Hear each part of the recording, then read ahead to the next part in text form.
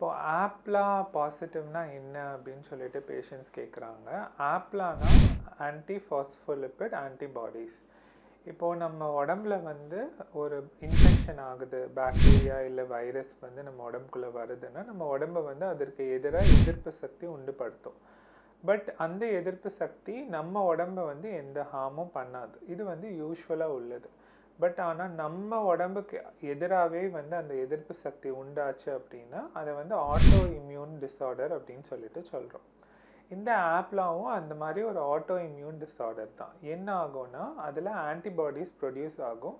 அது உடம்புல இருக்கிற வேரியஸ் ஆர்கன்ஸ்க்கு அகெயின்ஸ்டாக ஆக்ட் பண்ணும்போது அந்த குழந்தை வந்து இம்ப்ளான்ட் ஆகினாலும் அந்த குழந்தைக்கு எதிராகவும் அந்த ஆன்டிபாடிஸ் ஆக்ட் பண்ணும்.